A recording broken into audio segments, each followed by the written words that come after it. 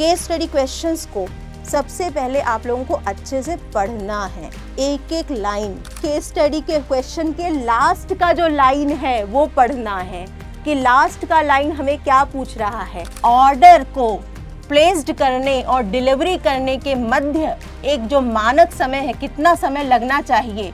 की सेंटेंस क्या था? विक्रय को रोक दिया गया ऐसी किस्मों के। बड़े आसानी से अंडरलाइन करके उन मुख्य बिंदुओं को और या मुख्य वाक्यों को जो अवधारणा से संबंधित है, जो पूछी जा रही है, आप आसानी से पता लगा सकते हैं। हेलो मेरे प्यारे बच्चों, मैं हूं आपकी अपनी सौम्या मैम।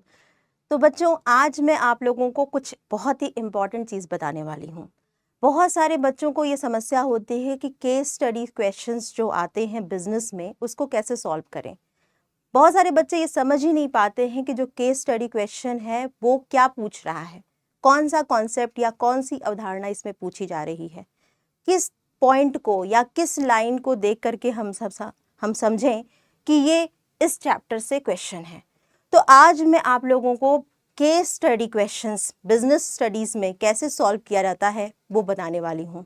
हमारे सीबीएसई के स्टूडेंट्स जितने भी हैं हिंदी मीडियम के, वो बच्चे ये प्रॉब्लम से हमेशा सामना करना पड़ेगा ही उनको, क्योंकि बिजनेस जो है, बीएसटी का जो सब्जेक्ट है ना आपका, उसमें केस स्टडी क्वेश्चंस आते हैं सीबीएसई बोर्ड में।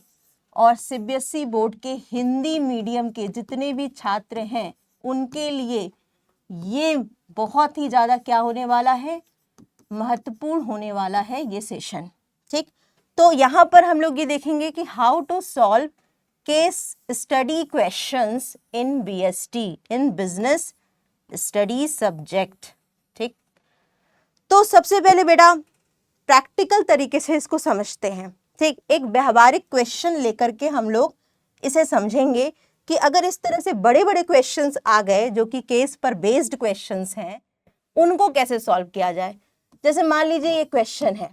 ठीक, इस क्वेश्चन को ध्यान में रखो, पढ़ो इस क्वेश्चन को। सबसे पहले आपको क्या करना है, केस स्टडी क्वेश्चंस को सबसे पहले आप लोगों को अच्छे से पढ़ना है, एक एक लाइन। ठीक, अब स्टार्ट कैसे करें, बहुत बड़ा है क्वेश्चन को, क्या स्टार्टिंग से पढ़ना स्टार्ट करें। तो देखो बेटा, सबसे पहले क्या करो, क्वेश्चन का लास्ट देखो, क्वेश्चन का लास्ट क्या पूछ रहा है।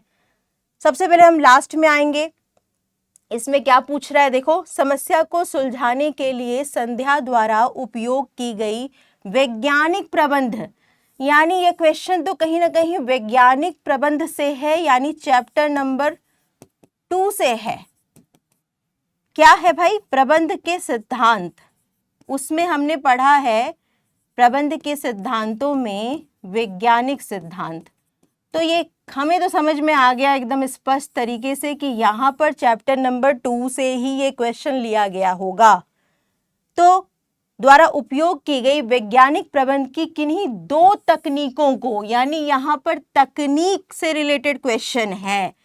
ठीक है, वैज्ञानिक तकनीक का क्वेश्चन पूछा जा रहा है जो कि एफडब्ल्यू टेलर ने विकसित किया है, उससे संबंधित क्वेश्चन होगा। हमें यहाँ पे वैज्ञानिक तकनीक पहचाननी है कि कौन सी 2 तकनीक यहाँ पर बताई गई है। तो क्या करना है, केस स्टडी क्वेश्चन में सबसे पहले केस स्टडी के क्वेश्चन के लास्ट का जो लाइन है वो पढ़ना है कि लास्ट का लाइन हमें क्या पूछ रहा है। उससे आपको चैप्टर के बारे में भी जानकारी मिल सकती है, उससे आपको किसी कॉन्सेप्ट के बारे में भी, डायरेक्ट कॉन्सेप्ट क्या है उसके बारे में जानकारी मिल सकती है।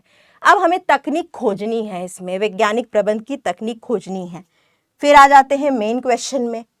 मेन क्वेश्चन में एक एक लाइन अब हमें प्रॉपर तरीके से पढ़नी है। जैसे, स्वीडन से अपनी उद्यमिता की पढ़ाई पूर्ण करने के पश्चात भारत वापसी पर संचित यहाँ पर एक नाम आ गया। ठीक है, एक व्यक्ति आ गया, व्यक्ति का नाम है संचित ने नई दिल्ली के एक प्रसिद्ध मॉल में अमेरिकन कॉफी कैन नामक दुकान खोली है। ठीक है, यानी वो आया है बाहर से पढ़ाई करके इंडिया वापस, और इसने एक दुकान खोली है। कॉफ़ी शॉप की विशिष्टता कॉफी की विशेष सुगंध तथा चयन करने हेतु खुशबुओं की विभिन्न प्रकार थी। अच्छा, मतलब इनका जो अमेरिकन कॉफी कैन जो नाम की दुकान है उसमें कई सारे कॉफी हैं, जिसमें विशिष्टता क्या है, सुगंध उसकी बहुत अच्छी है। कई सारे सुगंध वाली विभिन्न कॉफियां के प्रकार उसने वहां पे रखा हुआ है। कुछ कारण के कारणवश व्यवसाय तो लोकप्रिय हुआ, अच्छा, तथा ना ही लाभप्रद हुआ। ना तो वो लोकप्रिय हो पाया उसका व्यवसाय और ना ही लाभ कमा पाया। संचित इसका कारण जानने के लिए उत्सुक था। इसके लिए उसने क्या किया, अपने कॉलेज से एमबीए की डिग्री, अच्छा, इसके लिए इसके कारण का पता लगाने के लिए उसने संध्या एक लड़की आ गई यहाँ पर, संध्या को एक प्रबंधक, ओके, ये मैनेजर बन गई है, नियुक्त किया, जिसने एक प्रसिद्ध कॉलेज से एमबीए की डिग्री ली है, मतलब प्रोफेशनल मैनेजर है संध्या। ठीक है, संध्या ने ग्राहकों की प्रतिपुष्टि यानी फीडबैक लिया, प्राप्त किया तथा पाया कि उन्हें कॉफी की लाजवाब सुगंध तो प्रिय थी, परंतु वे ऑर्डर को पूरा करने में लिए जाने वाले लंबे समय, यहाँ पर हमने एक लाइन पकड़ी है कि समय बहुत लंबा लग रहा है।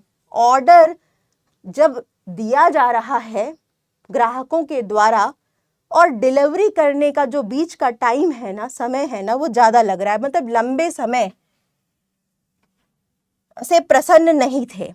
उसने विश्लेषण किया तथा पता लगाया कि इसमें बहुत सी अनावश्यक अड़चनें थीं जिन्हें दूर किया जा सकता था। उसने ऑर्डर को पूरा करने के लिए एक मानक समय, यहाँ पर एक और आ गया भैया, मानक समय निर्धारित कर दिया।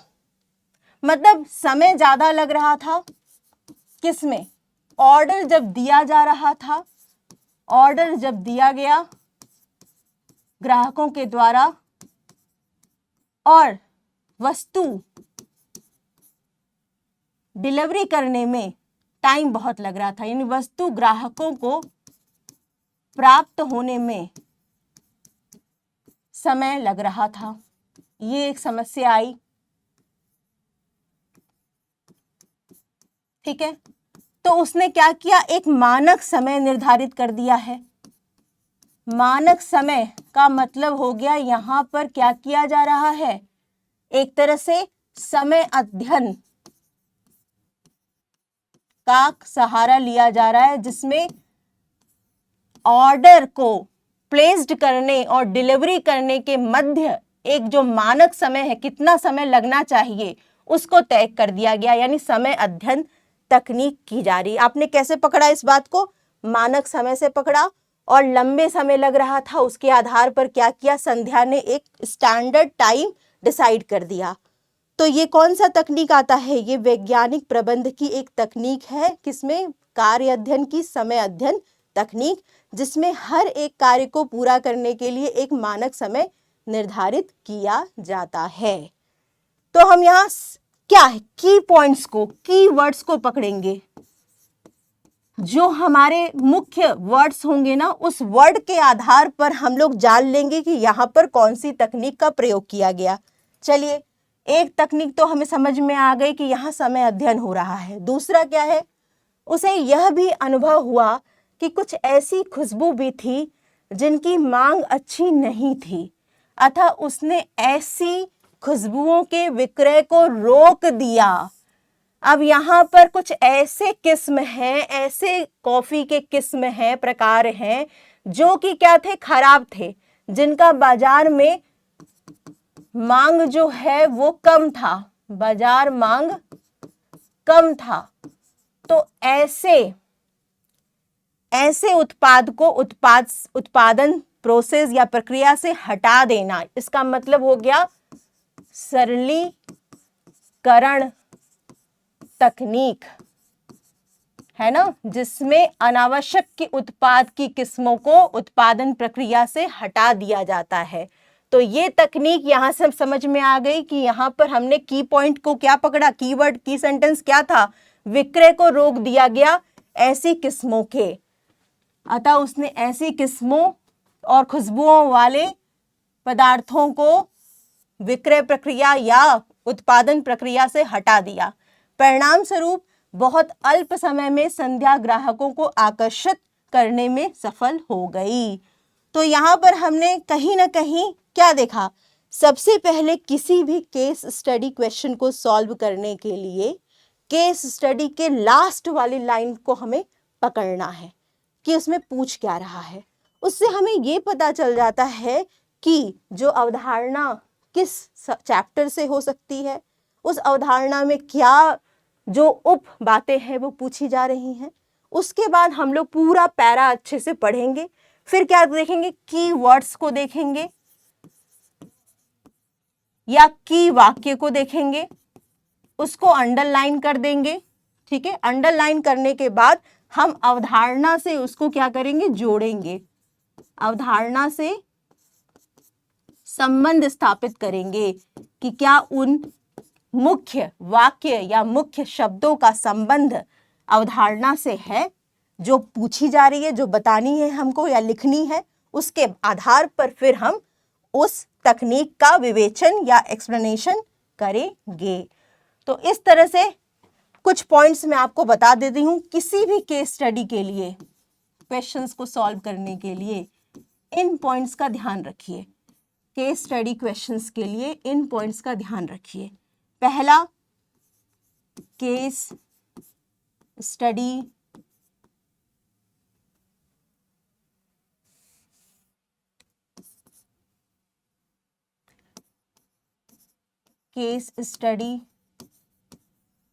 के अंतिम लाइन या वाक्य को सबसे पहले देखना है। ठीक है,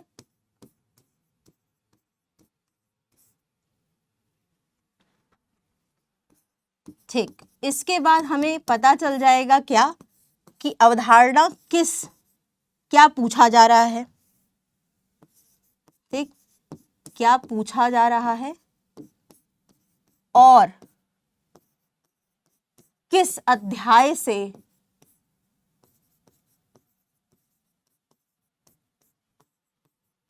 प्रश्न संबंधित है। ठीक है, जब ये चीज आप पता कर लोगे ना तो आसान हो जाएगा आप लोगों को कॉन्सेप्ट या अवधारणा को खोजना। अब अवधारणा का पता लगाने के लिए हमें प्रश्न पर आना होगा। प्रश्न पर मुख्य बिंदु या फिर अवधारणा से संबंधित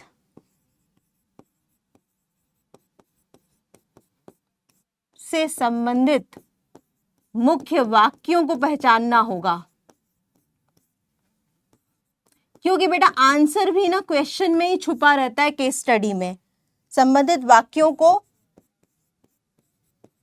पहचानना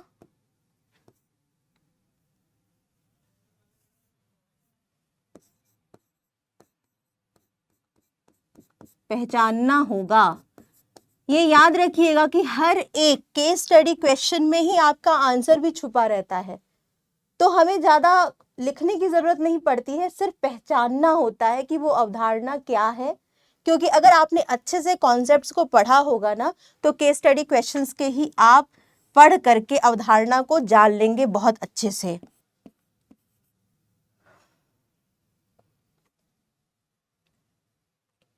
बिंदु या फिर अवधारणा से संबंधित वाक्यों को पहचानना होगा।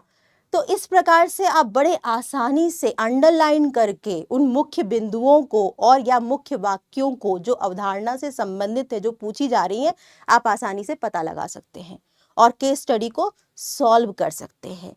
लेकिन उसका ध्यान रखना क्या है, एक और चीज बहुत इंपॉर्टेंट होती है कि बच्चे क्या करते हैं, पूरा प्रश्न पढ़ते ही नहीं हैं। तो पूरा प्रश्न पढ़ना होगा। जब तक आप एक बार अच्छे से, और अगर एक बार में समझ में ना आए तो फिर दूसरी बार भी आप एक बार पढ़िए, जल्दबाजी मत करिए। केस स्टडी क्वेश्चंस में अगर आप जल्दबाजी करेंगे तो आपका पूरा का पूरा जो क्वेश्चन का आंसर होगा वो रॉन्ग हो सकता है, गलत हो सकता है। तो आसानी से एक बार अच्छे से पढ़ो, फिर भी ना समझ में आए तो दूसरी बार जल्दी से पढ़ो और तब आपको आसानी से समझ में आ जाएगा कि क्या पूछा जा रहा है और उसी प्रश्न में ही उत्तर छुपा होता है। तो आपके लिए आई थिंक ये कुछ बातों का ध्यान में रख करके आप आसानी से, बड़े आसानी से केस स्टडी क्वेश्चंस को सॉल्व कर सकते हैं।